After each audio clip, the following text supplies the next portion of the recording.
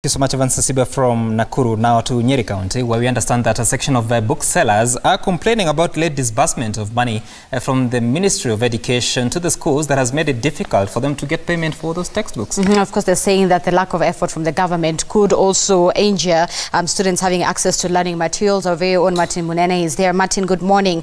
Just paint for us a picture of what it is that is exactly ailing the booksellers. They're saying that they're not receiving payments from the government. Nevertheless, have they also dropped their books within the respective schools? All right, a very good morning to you. And that is the million-dollar question, literally, because the booksellers say that the government owes them 300. And of course, we know the government has been supplying books, and so we're seeking to understand why there's this standoff. Understand what has the government been supplying and what has it failed to supply, and why are schools going to booksellers to get these supplies. Just so that we get a clear picture of exactly what the problem is. I want to speak to the chair, Central Region, representing Nyeri, Laikipia, and Kirinyaga counties, to just give us a brief on exactly what is happening and maybe the effect of this when it comes to learning in public institutions. A very good morning to you. Kindly introduce yourself and tell us, why are we seeing you saying that the government owes you money or schools owe you money, and we know that the government has been supplying books, and why are you supplying books when the government has said that it is going to supply books? Thank you. I'm Mothega, chair of the Booksellers Association here in Nyeri.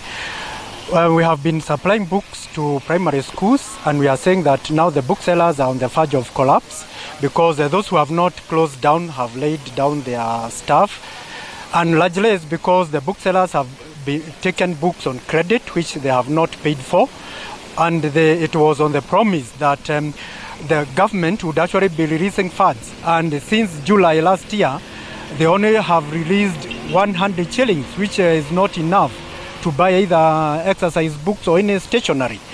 And they have not released money for third term last year. They have not released money for first term this year.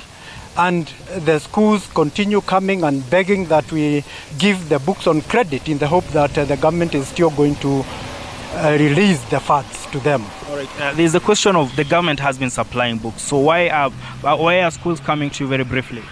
The government supply textbooks, they don't supply stationery. And the stationery is the one that we are supplying mostly, but they have also not supplied, if you look at class 4, class 5 and class 6, they have not supplied a single text. So when they claim that they are supplying books, we don't know where they are supplying to. And on the CBC, the new curriculum, they have only supplied math, English and Kiswahili. The other subjects they have not supplied.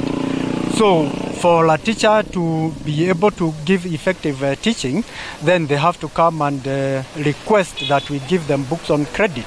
All right, thank you very much. All right, I know we're running out of time, but these booksellers are saying that the government has not been supplying the books that they should be supplying, and therefore schools are forced to come and negotiate some form of settlement or arrangement. Booksellers that they may be able to have what they need in terms of textbooks and learning materials in their schools. And now these particular booksellers are saying that the schools have not been in a position to pay them, and therefore that is their major concern, because they're saying that the government hasn't released 100 shillings per pupil. That is last year, and therefore they're saying that they need the government to act, or else they will fail to supply these particular books and supplies to schools, a thing or a factor that could affect learning in this particular. Some are Martin Munene. Thank you, Martin from Nyeri.